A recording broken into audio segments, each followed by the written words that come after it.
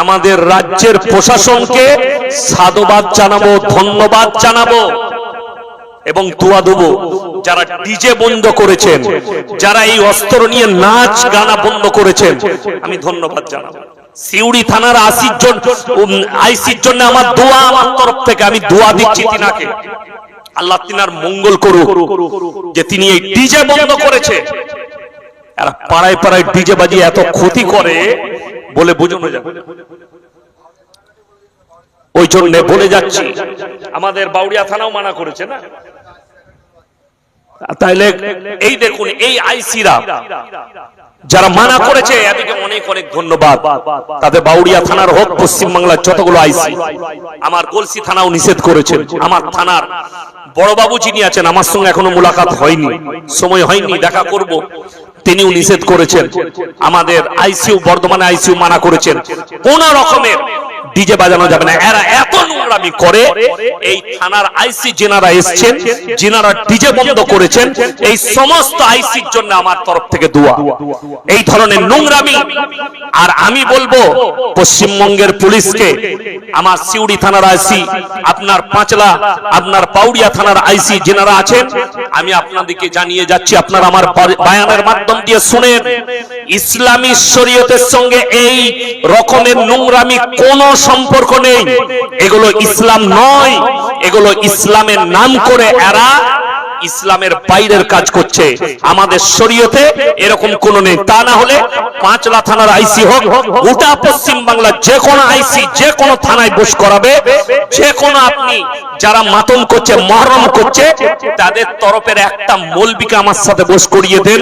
অনুরোধ করে বলছি, যদি তারা প্রমাণ করায় যে এই গান বাজনা, লাঠি খেলা, মাতম করা, ডিজে বাজানো, ড্যান্স করা, এই তলোয়ার নিয়ে খেলা করা, এগুলো ইসলামী শরীয়তে আছে, আমি চ্যালেঞ্জ ছুড়ে বললাম সমাজের বুকে আর আমি কাল থেকে কথা রাখবো, এটা আমার চ্যালেঞ্জ। এ তো অনেক ভালো, আমি সরকারকে ধন্যবাদ জানাবো এই পদক্ষেপ নেবার জন্য। আমি যা কষ্ট পেয়েছিলাম ওই রানী অঙ্কুরহাটিতে ঈদের পরের দিনে, এই সন্তানগুলো কারা? আপনার মসজিদের সামনে দিয়ে কোন অমুসলিম ভাই তার ধর্ম পালন করে ডিজে বাজিয়ে পেরিয়ে গেলে আপনি থানায় গিয়ে বলেন আমার মসজিদের সামনে ড্যান্স করেছে, আমার নামাজের ক্ষতি, আমার ইমানের ক্ষতি, আমার আকীদার ক্ষতি। অথচ দুঃখ লাগে ঈদের চাঁদ রাত থেকে মুসলিম ছেলেরা পাড়ায় পাড়ায় ডিজে বাজিয়ে হাঙ্গামা করছে। তখন তোমার ইমানের ক্ষতি হয় না, তখন তোমার নামাজের ক্ষতি হয় না, যেহেতু ওই সন্তানগুলো হারামখোরগুলো তো আপনার ঘরের, ওই জন্য আপনি আর থানায় যান না। আমার বর্ধমান টাউনের কথা বলছি, পাড়ায় পাড়ায় চাঁদ রাত থেকে হারামখোররা ডিজে বাজায়, অথচ কোন অমুসলিম ভাই তার ধর্ম পালন করলে এদের কুটকুটুনি শুরু হয়ে যায়। অথচ এটা সেকুলার দেশ। আমি আজকে বলে নয়, আমার বায়ান পার করুন, আমি 6 মাস আগে বক্তব্য দিয়েছি, 7 মাস আগে ঈদের পরে পরে বক্তব্য দিয়েছি, তখন ভোটও হয়নি আমার রাজ্যে, তখন এদের বিরুদ্ধে বলেছি। আমি এই হাওড়া জেলায় বলেছি যে দুঃখ লাগে এদের জন্য, এই অঙ্কুরহাটিতে 100 মিটারের মাথায় মসজিদ, এরা বাজাচ্ছে। এই সন্তানগুলো কাদের ঘরের, যারা এরকম ভাড়া করে বাজালো, কাকে দায়ী করবেন? এদের বিরুদ্ধে কেউ থানায় অভিযোগ করলো না যে এইভাবে ডিজে বাজাচ্ছে, সমাজের ক্ষতি করছে এরা? ওই জন্য আমি ধন্যবাদ জানাবো, যে কোনো আমাদের অনুষ্ঠানে শুনে রেখে দেন, তাতে শবে বরাত হোক, শবে বরাতে বোম ফাটানো হোক, শবে বরাতে ড্যান্স হোক, মুহররমের ড্যান্স হোক, ঈদে মিলাদুন নবীর নাম করে ডিজে বাজিয়েছে এরা, ড্যান্স করে, এগুলো আমাদের ইসলামের সঙ্গে কোনো সম্পর্ক নেই। ইসলামের সঙ্গে সম্পর্ক বলে দিই, নামাজের, রোজার, হালাল খাবার, হালালের পথে চলার, মানুষের সঙ্গে সৎ ব্যবহার করা, সেই মানুষটা, মানুষের কথা বলেছি, কোন ধর্মের কথা নয়। ওই জন্য রাসূলের হাদিস আছে, তুমি দেখো না তোমার বাড়ির পাশে কে বসবাস করছে, সে হিন্দু হোক, সে মুসলিম হোক, সে খ্রিস্টান হোক, সে ইহুদি হোক, সে যে ধর্মেরই ব্যক্তি হোক, সে ক্ষুধার্ত হলে খাবার দাও, বস্ত্রহীন হলে বস্ত্র দাও, বিপদে পড়লে পাশে দাঁড়াও। এটাই হচ্ছে রাসূল সাল্লাল্লাহু আলাইহি সাল্লামের আদর্শ। তাকিয়ে দেখো না এটা কি, দেখার দরকার নেই, বাস বিপদে পড়েছে তার পাশে দাঁড়ান, এইটাই রাসূল শিখিয়েছে। আমি বলছি এই পদ্ধতিটা যদি ভারতের মুসলমানরা মেনে নেয়, রাসূলের আখলাকটা, আর কোনো ঝামেলাই থাকবে না। আমি হাওড়া জেলার কথা বলছি, বাগনানে জলসা ছিল 1 বছর আগে। কি করলো জানেন? 3 কিলোমিটার থেকে নিতে এসছে, দিয়ে 50টা বাইক নিয়ে এসছে, নারায়ে তাকবীর, আল্লাহু আকবার। কাকে নিয়ে যাচ্ছে? ইয়াসিন হুজুরকে। এটা কত বড় দুর্নীতি জানেন? ইসলামের নামে কত বড় বাটপাড়ি। আমি তাদেরকে বললাম তোমাদের জলসা থেকে আমি ঘুরে যাচ্ছি, চলো হাঁটো এখান থেকে। তকবীর দেনে वाला বক্তা আমি নই। তুমি কাকে উস্কাতে চাইছো তকবীর দিবা? তোমার যে আমি স্টেজে গিয়ে বলে এই মাইকটা লে কজন তকবীর দিছিলে, আই 1 ঘন্টা তকবীর দিয়ে দেখাতো। 1 ঘন্টা পরে করবি, গলাটা থাকবে না। 3 বার তকবীর দিয়ে হুজুরকে নিয়ে আসা, এগুলো উস্কানো। কেন? রাস্তায় হিন্দু মুসলিম আমরা সব একসাথে বাস করি, কেন আপনি তকবীর দিবেন? কেন একটা মৌলবীকে আনতে গেলে তকবীর দিয়ে আনতে হবে? কেন ঝান্ডা লহরি আনতে হবে? কে আসছে? আমার কি যোগ্যতা আছে যে আপনি নিয়ে আসবেন? আপনার স্টেজে এসেছি, দেখি তকবীর দেনে वाला কটা মালা চাই, 8 ঘন্টা তকবীর দে তো। এইখানে দিবে না, যেখানে দরকার সেখানে দিবে না। ফিলিস্তিনে গিয়ে তকবীর দাও, গাজায় গিয়ে তকবীর দাও, ওই জায়গাটা তকবীর দিবার জায়গা। তকবীরটা ফাঁকা মাঠে দিবার নয়, কেউ কি উস্কানো দিবার জন্য নয়। ওই জন্য বন্ধুগণ, আমি বলেছি 6 মাস আগে আমার জলসা এখনো ইউটিউব ফেসবুকে ভাসছে। শ্রী রামজি মহান ব্যক্তি, তিনি বলে যাননি যে আমার নাম নিয়ে মানুষকে হত্যা করো। যারা করছে সেটা ব্যক্তিগত দায়ী, শ্রী রামজি এটার জন্য দায়ী নয়, এটার জন্য কোনো ধর্ম দায়ী নয়। আচ্ছা বলুন তো, কোন মুসলমান যদি চুরি করে, মুসলমানরা চোর, সেই ব্যক্তিটা চোর, সব গোটা সম্প্রদায় দায়ী নয়। ওই জন্য মাথায় রাখবেন, আমাদের অনেক অমুসলিম ভাই আছে, তারা মনে করে এই হযরতে হোসেন মরে যাওয়ার পরে যে কাণ্ড কারখানা হচ্ছে এগুলো ইসলাম। কিন্তু আমি আমার বক্তব্যের মাধ্যম দিয়ে বলছি, এইগুলোর সঙ্গে ইসলামের কোনো সম্পর্ক নেই। আমার ভারতবর্ষের সমস্ত हिंदुस्तान के जितने मुसलमान हो और जितने हमारे हिंदू भाई और भी जो लोग हैं, कान खुलकर सुन लीजिए, ये हजरत हुसैन के नाम पर जो चल रहा है, मातम करना, डांस करना और डीजे बजाना, इसके साथ इस्लाम का कोई ताल्लुक नहीं। ये सब इस्लाम के बाहर के काम है। अगर अब सब लोग कहेंगे ये तो मुसलमान है, और मुसलमान राम रख देने से कोई मुसलमान थोड़ी ना होता। मुसलमान तो बहुत सारे हैं। जस्टिस इनायतुल्लाह नाम मुसलमान है, तस्लीमा नासरीन नाम मुसलमान है, लेकिन इनको मुसलमान कहना भी गुनाह है। ऐसे बहुत सारे हैं। और जो लोग हमेशा, अरे कोई इतना भी मुसलमान है, इतने सारे मुसलमान हैं जो दारू पी के डांस करते हैं हुसैन के नाम पर, हजरत हुसैन के नाम पर।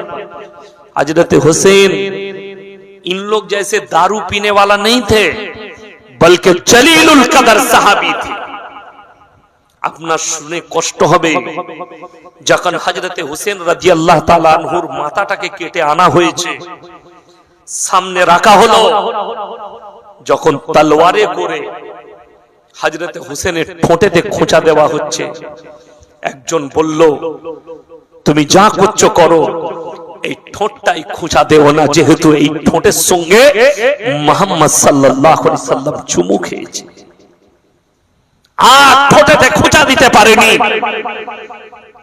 আর তুমি তার জন্য ডান্স করছো, তার জন্য নাচ করছো, তার জন্য মজ মস্তি হচ্ছে। আপনি মোবাইল খুলে দেখলেন, আমি মিথ্যা বলতে পারি? আপনি মোবাইল খুলে, দুঃখ হলে তো চোখের পানি পড়বে, দুঃখ হলে তো নামাজের পার্টিতে, আমাদের বাম মরে গেলে নামাজের পার্টিতে কান্দি না, কাঁদি। তো এটা কোন কান্না, কোন দুঃখ পালন যে লাঠি খেলতে হবে, কোন দুঃখ পালন যে ড্যান্স করতে হবে, কোন দুঃখ পালন যে তার জন্য ডিজে বাজাতে হবে। অনুরোধ করছি, ঢোল বাজনা, গান, মুর্শিয়া গাওয়া, দেখবেন একটা এখন এইটা যদি কেউ হাদিস থেকে প্রমাণ করাতে পারে, আল্লাহর কৃপায় আমি তাদের আভারী থাকব। এরা খালি কিভাবে একটা বিভ্রান্তমূলক এরা তৈরি করে দেখেন, আপনি অবাক হবেন। এদের তৈরি করা গুলো, এরা যে তৈরি করেছে, এই দেখেন ইসলামে বর্ণনার সঙ্গে, মানে যেমন উড়িয়া যায় রে জোড়া কবুতর ফতেমা কেন্দ্রে কয়, আজ বুঝি কারবালায় আগুন লেগেছে মোর আল্লাহ কয়। এই যে বানানো মুর্শিয়া গায়, এই যদি কোন হাদিস থেকে কোন কিতাব থেকে প্রমাণ করাতে পারে, আমি জুতোর মালা পরব। আমার বন্ধুগণ, হযরত হোসেন রাদিয়াল্লাহু তাআলা আনহু বিল ইত্তেফাক কারবালার ঘটনা ঘটেছে 10ই মুহররম, তিনি শহীদ হয়েছেন। এই 10ই মুহররম শুধু নয়, মুহররম মাসের বহু ফজিলত কোরআনের হাদিসে আছে। দুর্ঘটনাবশত তিনি সেই দিনে শহীদ হয়েছেন 10ই মুহররম। এখন আমরা এই মুহররমের নাম করে অনেক কিসসা কাহিনী শুনতে পাই। আজকে দেখছিলাম একটা ছোট পাড়া ফুল দিয়ে সাজিয়ে দোলনা বানিয়েছে মুর্শিদাবাদ। দোলনায় একটা পুতুলের মতো করে কাপড় পরিয়ে একটা বাচ্চা ছেলের মতো করে শুইয়েছে, বলছে এটা হযরতে হোসেনের দোলনা। হযরতে হোসেন কবে গুজরে গেছে, তার দোলনা এরা বানিয়েছে। একটা মানুষের কবর কটা হয় আপনাদের এখানে? কথা বলে না, একটা তো। হযরতে হোসেন রাদিয়াল্লাহু তাআলা আনহুর 100 কোটি কবর আছে পৃথিবী জুড়ে। কালকি বাউড়িয়ায় মঞ্জিল মাটি হবে, ঠিক বললাম না ভুল বললাম? আচ্ছা, এই কবরটা মিথ্যা না যেটা কারবালায় আছে সেটা মিথ্যা? কথা বলে না, মিথ্যা। আপনাকে একদম হাদিসের দলিল দেব, মিথ্যাবাদীদের উপরে আমার আল্লাহর লানত। কি বললেন? মিথ্যাবাদীর উপরে আল্লাহর লানত। আপনি মিথ্যা কবর তৈরি করে হযরতে হোসেন রাদিয়াল্লাহু তাআলা আনহু শহীদ হয়েছেন কারবালার প্রান্তরে। তোমার যদি অত মহব্বত, লাঠি খেলা বাদ দিয়ে প্লেন ভাড়া করে ওইখানে যাও, জিয়ারত করে এসো। কথাটা বুঝতে পারেননি? আচ্ছা, কবর জিয়ারত করা যাবে না? যাবে না, সুন্নাত। কবর জিয়ারত করা কি সুন্নাত, কিন্তু মিথ্যা কবর বানিয়ে জিয়ারত করা কি জায়েজ নেই, বেদাত। চলুন, কিন্তু এই যে মাজমা হচ্ছে, এখান থেকে আমরা হযরতে হোসেনের জন্য দোয়া করতে পারি না? পারি না? পারি। মসজিদে দোয়া করুন, বাড়িতে নামাজের পার্টিতে দোয়া করুন, অসুবিধা নাই। কিন্তু মিথ্যা, শুধু তাই নয়, আপনি অবাক হবেন, আমি দেখিয়ে দেব। এক্ষুনি দেখলাম, এটা উত্তর প্রদেশের ঘটনা। হযরতে হোসেনের মূর্তি পর্যন্ত তৈরি করেছে এক শ্রেণীর মুসলিম। কত বড় নাজায়েজ কাজ! আমি 2 বছর আগে বক্তব্য দিয়েছি, এই মোবাইলের মাধ্যমে হযরতে ইউসুফ নবীর ঘটনার রিলস তৈরি হয়েছে, ফিল্মের মতো রিলস। ওটা গেলে কি বলে আপনার, ওই কি বলে মেয়েরা বেশি দেখে, কি বলে গো, সিরিয়াল। সিরিয়াল কি বলে, মেয়েরা বেশি দেখে। এইরকম হযরতে ইউসুফ নবী ঘটনার ভিডিও করে যে লোকটা ছবি দিয়েছে, জানেন কেন এটা দেখা হারাম? আচ্ছা, আমরা হযরতে ইউসুফ নবীকে কেউ দেখেছি? আচ্ছা, যে লোকটার ভিডিও করছে ওটা একটা আর্টিস্ট না? আর্টিস্ট নয়, সে হারামখোর, জিনাখোর, না মাতাল, না গাঁজাখোর। তার ফটোটা দিয়ে সে একটা শুটিং করছে, সে একটা অ্যাক্টিং করছে, তাকে ইউসুফ নবী বানানো হয়েছে। কত বড় ডেঞ্জার বিষয় জানেন? ইসলামকে ধ্বংস করার পথ কিভাবে খুঁজেছে এরা। ফিল্ম তৈরি করে নবীর নাম দিয়ে, হযরতে ইউসুফ নবীর নাম দিয়ে ফিল্ম তৈরি করে, এবং আপনি যখন, আপনার স্ত্রী, আপনি যখন ওই ছবিটা দেখবেন, আপনার ব্রেনে ঢুকে যাবে এটা ইউসুফ নবী। ইউসুফ নবীর চেহারাটা এরকম, আপনার ঈমান ধ্বংস হয়ে যাবে যদি ওটার প্রতি ঈমান আর বিশ্বাস আসে, আর ইয়াকিন চলে আসে যে এই রকমই ইউসুফ নবী ছিল। অথচ আপনি আমি কেউ জানি না ইউসুফ নবীর চেহারা কেমন। কোন নবী, পয়গম্বর, রাসূলের ছবি নেই, কোন সাহাবীর ছবি নেই। অর্থাৎ তাদের মূর্তি বানানো, তাদের ছবি বানানো।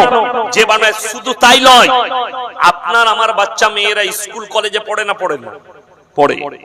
ফুল, সিন, সিনারি সব ছবি আঁকতে পাবে। কোন মানুষের ছবি আঁকা জায়েজ নেই। যারা জানদারের ছবি আঁকবে, কিয়ামতের দিনে হাদিসে আছে আল্লাহ তাদেরকে বলবে তোমরা এই ছবি আঁকার জন্য আর প্রাণটা তোমাকে দিতে হবে। হাদিসে আছে।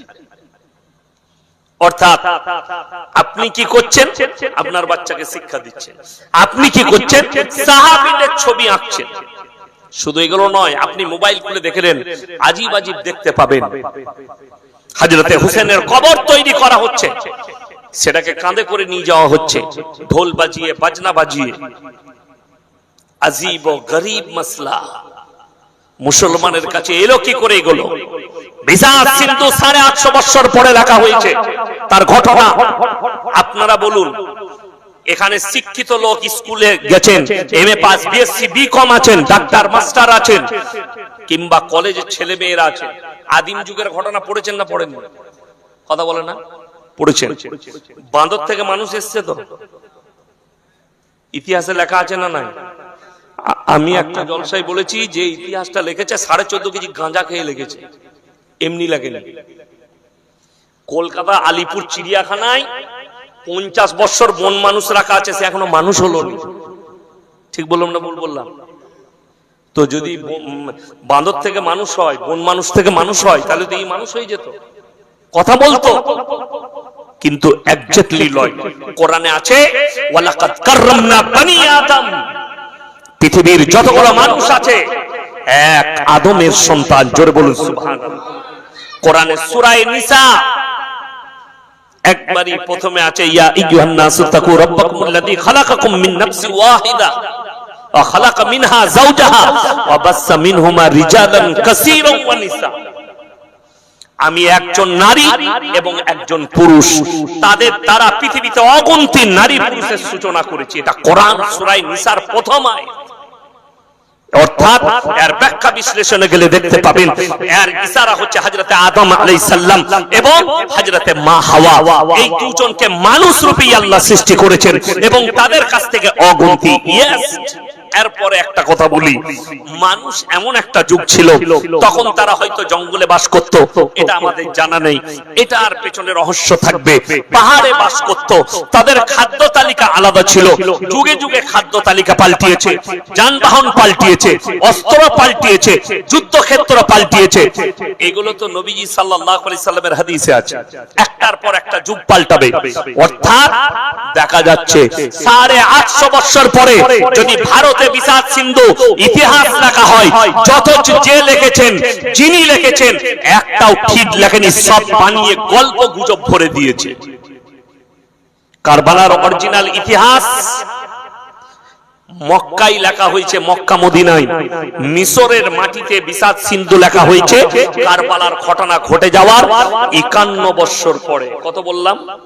51, 51 থেকে 53 বছর পরে তার ঘটনা লেখা হয়েছে মিশরের মাটিতে। তারপরে 850 বছর পরে আমাদের ভারত উপমহাদেশে লেখা হয়েছে বিসাত সিন্ধু। সেই লেখকের নামটা আমার মনে পড়ছে না, তিনি লিখেছেন গল্প। একটা আলেম যদি লেখে কখনো মিথ্যা লিখতে পারবে না, ওই জন্য আলেমরা লিখতে পারত বহু কিতাব গ্রন্থ। বেশিরভাগ বড় বড় মুফাসসিরিন যারা হাদিসের বিশারক, তারা কলম টানতে পারেনি। কেন? তারা দেখেছে আমরা কলম টানতে গেলেই একটা যদি ভুল হয়। জানেন আপনারা, শরীয়ত যারা বাড়াবাড়ি করছে তারা জানে আল্লাহ তাআলা কোরআন কার মাধ্যম দিয়ে পাঠিয়েছেন নবীজির কাছে? কথা বলেন। জিবরিল আমিনের মাধ্যম দিয়ে।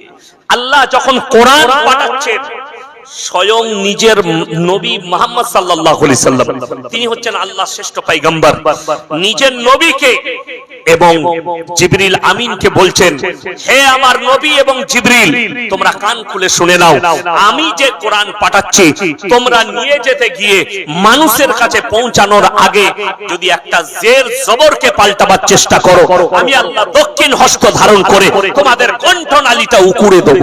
এটা ধমকি দিলেন, এটা একদম পুরো কি দিলেন?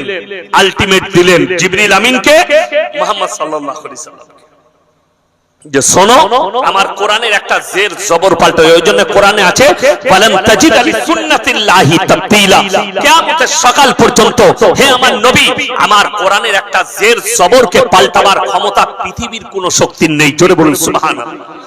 যে যতই লাপালাপি করুক, যে যতই গালিগালাজ করুক, যে যতই বলাবলি করুক, আল্লাহর কসম কোরআনকে পাল্টাবার ক্ষমতা পৃথিবীর কোন শক্তির নেই।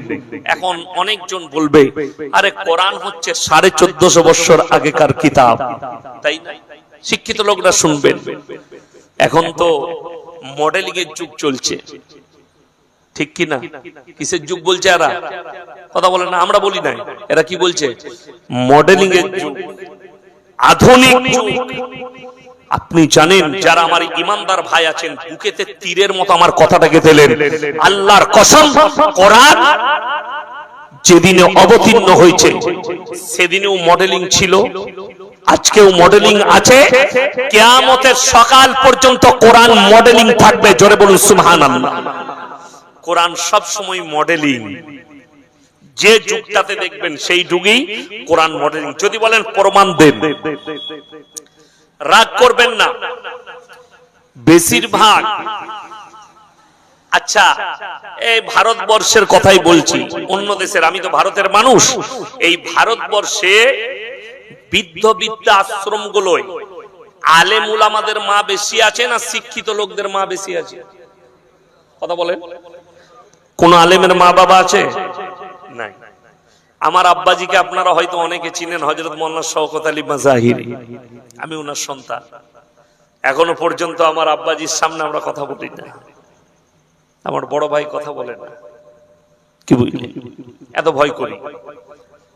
আর আপনাকে দেখিয়ে দেবো, কোন আলেমের মা বাপ বৃদ্ধ বৃদ্ধাশ্রমে নেই, কিন্তু আপনি দেখতে পাবেন doctor, master, professor, engineer, IPS কোথায় আছে? বৃদ্ধ বৃদ্ধাশ্রমে। জানেন তার কারণ কি? আল্লাহর কসম, তার জন্য এটার বরকত হচ্ছে কোরআনের বরকত, রাসূল আকরাম সাল্লাল্লাহু আলাইহি সাল্লামের বরকত, এই দাড়ি টুপির বরকত, এই মাদ্রাসার বরকত, এই উলামাদের বরকত, এটাই হচ্ছে আমাদের আকাবিদদের বরকত। কোরআনে কি আছে? আপনি অবাক হবেন, অবাক হবেন শুনে। ইম্মা ইয়াবলুগান্না ইনদাকাল কিবার আহাদুহুমা আও কিলাহুমা ফালা তাকুল লাহুমা উফফিন ওয়ালা তানহারহুমা ওয়া কুল লাহুমা কাওলান কারীমা। আপনার চোখ দিয়ে পানি আসবে। 1450 বছর আগে নবীজির কাছে আল্লাহ আয়াত পাঠালেন। কি আয়াত পাঠালেন? হে নবী, আপনি বলে দিন, তোমাদের মা বাবা যখন বৃদ্ধকালে বৃদ্ধাক্যে পৌঁছাবে, তাদের খিদমত করার জন্য তোমরা ও শব্দটুকু ব্যবহার করো না। জোরে বলুন সুবহানাল্লাহ। এটা আমরা শিক্ষা পেলাম কোথায়? মাদ্রাসায়, আমাদের উস্তাদদের কাছে, আমাদের যারা আকাবির আছে তাদের কাছে আমরা ক্লাসে বসে এই শিক্ষাই পেলাম। কি তাই তো? এই শিক্ষা পেলাম, মা বাবার সেবা করো। আজকে আমি আপনাদের কাছে পৌঁছালাম, আপনারা, আমি কোরআন শোনালাম না শোনালাম না? কোরআনের তাফসীর করলাম যে মা বাপ বৃদ্ধকালে বৃদ্ধাক্যে পৌঁছালে তাদের খিদমত করার জন্য ও শব্দটুকু ব্যবহার করো না। একটা উদাহরণ দিই। একটা বাচ্চা ছেলে, বাপ বাজারে যাচ্ছে, পাঁচলাই যাচ্ছে কিংবা রানীহাটি যাচ্ছে কোনো কাজে, বাচ্চা ছেলে বলে, আব্বা কোথায় চললে? রানীহাটি যাচ্ছে। আব্বা আমার লেগে চকলেট আনবে, চিপস আনবে। আচ্ছা ঠিক আছে, হলো। বাপের গোসল হয়ে গেল। আব্বা আনবে কিন্তু মনে করে, আনবো রে খেপা, আনবে। হলো। আবার বাপ তখন বাইকের চাবিটা নিয়েছে, বাপের জামাটা টেনে, আব্বা চকলেটটা ভুলবে না কিন্তু, আনবে। আনবো, শোনা আনবো, গালে চুমু খেবো, জানবো। তুমি 10 বার বললে তোমার বাপকে, আব্বা আমার চকলেটটা ভুলো না। দুঃখের বিষয় কি জানেন? সেই বাপ বৃদ্ধকালে চলে গেছে, বাপের খালি এক পাতা গ্যাসের ট্যাবলেটের প্রয়োজন। বেটা বড় হয়েছে, বেটার বিয়ে হয়েছে, বেটা যাচ্ছে বাজার। বাপ আব্দুর রহমান, বাজার চললে বাপ? হ্যাঁ বলো। এক পাতা গ্যাসের ট্যাবলেটটা আনিস তো। আচ্ছা ঠিক আছে, নিয়ে আসবো। হয়ে গেল। আর একবার কি করলো? গোসল করে এরপরে চাটা খাচ্ছে, বউ চা দিয়েছে। আবার বলল, বাবা আব্দুর রহমান মনে করে আনিস বাবা। আনবো বললাম তো, তোমাকে বারবার বলতে হবে?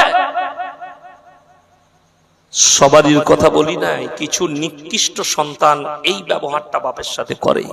তুমি একবার ভেবে দেখেছো? তুমি 10 বার বলেছো জামা টেনে বাপকে আমার চকলেটটা ভুলো না, তোমার বাপ রাগ করেনি। একবার বলেছে। অনেকজন বাপ বিছানায় পিশাব করে দিলে, মা বিছানায় পিশাব করলে অনেক পুরুষ অনেক সন্তান বলে আহ উহ এই বুড়োগুলোকে নিয়ে জ্বলে গেলাম। তুমি যদি কাবা ঘরে নামাজ পড়ো তোমার দোয়ার কবুল হবে না, লিখে নাও। ওই জন্য কোরআন বলছে বাপ মায়ের সঙ্গে সৎ ব্যবহার করো, তাদের খিদমতের জন্য শব্দটুকু ব্যবহার করো না, শব্দ। এখন বলে দিলে আপনাদের পাড়ার মেয়েরা বলবে ওই আটকুড়ো মৌলবিকা জীবনে দাওয়াত দিবে না, কিন্তু বলতে হবে, আমি ছাড়বো না। এখন যারা আমাদের বৌমা আছে, কি বুঝলেন, শাশুড়ির খিদমত করতে এদের এত গায়ে বাজে, কি বুঝলেন। ওই দিক থেকে মা ফোন করছে, তো শাশুড়ি এখনো মরলো না, কিন্তু এই যখন বাপের ঘর যাচ্ছে, এরও ভাবি আছে, ঘর আসার সময় ভাবিকে বলছে ভাবি মায়ের খেয়াল রেখো, আর এইখানে এসে ও দোয়া করছে যেন আমার শাশুড়ি মরে যায়। কত বড় নিকৃষ্ট বিচার! হাই রে, সামান্য তোমার শাশুড়ি যে সন্তানকে 18 বছর পেলেছে, তোমাকে বউ করে নিয়ে এসছে, সেই শাশুড়ির জন্য যদি তোমার অনীহা থাকে, তুমি লেখে লাও এর থেকে নিকৃষ্ট অবস্থা তোমার হবে শেষ বয়সে। ওই জন্যই কোরআন বলেছে যে তোমরা মা বাবার সঙ্গে সৎ ব্যবহার করো, খারাপ ব্যবহার করো না। এটা একদম কোরআনের স্পষ্ট বার্তা। আমার বন্ধুগণ, মদ 1400 বছর আগে আল্লাহ হারাম করে দিলেন। কত বছর বললাম? 1450 বছর আগে নবীজিকে বললেন, হে আমার নবী, তুমি তোমার উম্মত উম্মতিকে বলে দাও তাদের জন্য মদ পান করা অনেক দূরের কথা, স্পর্শ করা হারাম। আজকে মুসলমান, তাইলে বলুন, যারা আপনাকে লাইসেন্স দিয়ে দোকান খুলে দিয়েছে, মদের বার খুলে দিয়েছে, তারা মডেলিং না কোরআনটা মডেলিং? আপনি ভেবে দেখুন। আজকে আমাকে একজন বলছে যে মুসলমান জলসা করে কি ফায়দা, আর এইসব দাওয়াতের মেহনত করে কি ফায়দা? আমি বললাম দাঁড়াও, আপনাকে একটা উদাহরণ দিই। আমার গ্রামটা, আপনাকে দাওয়াত দিয়ে যাচ্ছি, মাদ্রাসার জলসা হলে দাওয়াত দেবো ইনশাআল্লাহ। তো 4500 বসতি আছে। কত বললাম? 4500। রেকর্ডটা কি জানেন? একটাই মসজিদ। সুবহানাল্লাহ। কত মসজিদ বললাম? একটা মসজিদ। মসজিদ দেখলে জান পড়ে যাবে, বিরাট মসজিদ। 35 ঘর, 30-35 ঘর হবে দাস আছে, দাস ভাইরা আছে, আর 15 ঘর বাগতি আছে। এই দাসদের অনেক ছেলে আমার ক্লাস ফ্রেন্ড আছে। একজন ফুচকা বিক্রি করে, সুনীল দাস, আমার বন্ধু, ক্লাস ফ্রেন্ড, একই বেঞ্চে বসতাম স্কুলে। ওই পাড়ার একটা ছেলে মদ পান করে, মাতলামি করে, গাল দেয়, বউকে মারে, পাড়ার লোকে চিল্লায়, রাত্রে হাঙ্গামা করে। একদিন আমি বাজারে দেখানো, শোন, এলো আমার স্কুটির কাছে, আমি দাঁড়িয়ে আছি, বাজার করছি। হুজুর কি হয়েছে? দাসদের ছেলে। হুজুর বল কি হয়েছে? আমরা তুই যে মদ খাস জানিস কত ক্ষতি? 1 নম্বর তোর শারীরিক ক্ষতি, 2 নম্বর তোর অর্থের ক্ষতি, 3 নম্বর তোর পারিবারিক ক্ষতি, 4 নম্বর তোর সামাজিক ক্ষতি। কি উত্তর দিল জানেন? আমার মনে হলো কোনো ফাটাল পেলে ঢুকে যায়। বলে হুজুর আমি তো গরিব মানুষ, আমি খেটে খাই, লোকের বাড়িতে কাজ করি, আপনার অমুক মুসলমান ভাই নিজের পয়সায় মদ কিনে আমাকে পান করায়। আপনার অমুক মুসলমান ভাই বাড়ি থেকে মুরগির মাংস কষে নিয়েছে, আমাকে ডেকে মদ পান করায়। আপনি বলুন তো, এরপরে দাওয়াতটা আমি কাকে আগে দেব? আগে আমরা হারিকেন ব্যবহার করতাম, জানেন? হারিকেন জানেন? আমি যখন মাদ্রাসায় পড়েছি হারিকেন ছিল, স্কুল যেতাম, হারিকেন ব্যবহার করতাম। তখন এই কারেন্ট ফারেন্ট এত অ্যাভেলেবেল ছিল না, তো এই হারিকেন ব্যবহার করতাম। হারিকেনটা জ্বালালে তার কাজটা কিন্তু অন্ধকার হতো। কাজটা কি হতো? অন্ধকার। আচ্ছা বলুন, এই যে হ্যালোজিনটা জ্বলছে, হ্যালোজিন এই দিকটা আলোকোচর, পেছনটা অন্ধকার না আলো? কথা বলে না? অন্ধকার। আমাদের এই অবস্থা হয়েছে, আমরা লোককে দাওয়াত দিচ্ছি, আমার পেছন দিকটা অন্ধকার হয়ে আছে। আমি একটা অমুসলিম ভাইকে দাওয়াত দিতে হবে না, আপনার ব্যবহারে, আপনার আখলাকে আর আপনার চরিত্রের সামনেওয়ালা কালমা পড়বে, সামনেওয়ালা আপনার ব্যবহারে ইসলাম কবুল করবে। আমার যে গাড়ির ড্রাইভার আপনারা দেখেননি, লাস্টে দেখবেন আমার থেকেও বড় বড় দাড়ি। আমার গাড়িতে যেদিন চেপেছে 10 বছর গাড়ি চালাচ্ছে, এক হাতে চেন, এক হাতে বালা, চুলের স্টাইল আলাদা, জিন্সের প্যান্ট গেঞ্জি, হাতে সুতো আর গুটকা। আমি জীবনে ওকে দাওয়াত দিই। ওই জন্য যারা বাবা বসে আছেন সন্তানের, তাদেরকে আমি একটা নসিহত করে যাচ্ছি, সব সময় সন্তানকে বলবেন ভালো মানুষের কাছে উঠা বসা করো, খারাপ লোকের কাছে নয়, চাষের আড্ডাই নয়, মদের আড্ডাই নয়, লটারির আড্ডাই নয়, নোংরা জায়গায় নয়, সৎ মানুষের কাছে উঠা বসা করো, সেই সন্তান সৎ হয়ে যাবে। নামাজির কাছে উঠা বসা করো, নামাজি হবে। আমি ওকে জীবনে দাওয়াত দিই। হঠাৎ 3 মাস পরে আমার মতো পাঞ্জাবি পায়জামা পরে চলে এসেছে, চেন খুলে দিয়েছে, বালা খুলে দিয়েছে, সব। এমন কি ব্যাপার, টুপি লাগিয়ে দিয়েছে। বলছে হুজুর আমি আর এগুলো ব্যবহার করব না, আমি আপনার মতো লুঙ্গি পাঞ্জাবি পায়জামা পরে যাব। দাড়ি ছেড়ে দিল। দাড়ি এখন আমার থেকে বড়, আল্লাহ আমাকে সব দিয়েছে, দাড়িটা দেয়নি। আমি পুরুলিয়া ডিস্ট্রিক্ট জলসা করতে গেছি, তারা খালি নামই শুনেছে, আমাকে দেখেনি। এখন ওর দাড়ি বড়। গাড়িটা পার্কিং করে যাচ্ছি, খিদমতে 2 জন চাচা আছেন, সাথী ভাই, আমার দাওয়াতের সাথী ভাই, 2 জনকে দায়িত্ব দিয়েছে, ইয়াসিন হুজুর আসছে, ওনার খিদমত করবেন। তো 2 জন এসে ওরা আমাকে বাদ দিয়ে আমার ড্রাইভার হাঁটা হাজরাত চালিয়ে, আমি তাকে বললাম চল, গেলাম। তো ওই পুরুলিয়া ডিস্ট্রিক্টে উজুর পানি কুয়ো থেকে তুলে, ওরা সবকিছু খাওয়া দাওয়া সব কুয়োর পানি, কুয়ো থেকে পানি তুলে বদনাই উজু করার পানি ওকে দিচ্ছে, আমি বাদ। এমন ছেড়ে দাও, আমি নিয়ে নিচ্ছি। আমি উজু করে নিলাম, নাস্তায় বসেছি, ভালো ভালো ফলগুলো মিষ্টিগুলো সব অর্ধেক, আমাকে খারাপ গুলো। আমি ওকে বললাম চুপ করো। ভাত খেতে বসেছি, দেশি মুরগির রানগুলো ওর পাতে, হাড্ডিগুলো আমার পাতে। আমি চালা না, অসুবিধা নেই। শুয়ে পড়লাম।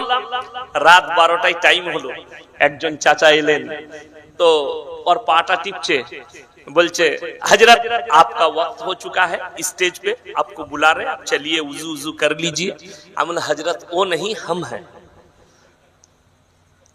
तो तारा हाथ धरे আমাকে বললে हजरत गलती हो, उन्हें गलती कुछ नहीं, ये तो टोपी और दाढ़ी का बरकत है, আল্লাহ का रहम और करम है। এখান থেকে শিক্ষা নিতে হবে, জেনে রেখে দিবেন আপনি দ্বীনের উপরে প্রতিষ্ঠিত হবেন। রাসূলের হাদিস আছে, আল্লাহ রাসূল সাল্লাল্লাহু আলাইহি সাল্লামের সহিহ হাদিস, যারা আল্লাহর রাস্তায় দ্বীনের পথে থাকবে আল্লাহ মৃত্যুকাল পর্যন্ত তাদেরকে ইজ্জতের রুজি দান করবেন। জোরে বলুন সুবহানাল্লাহ।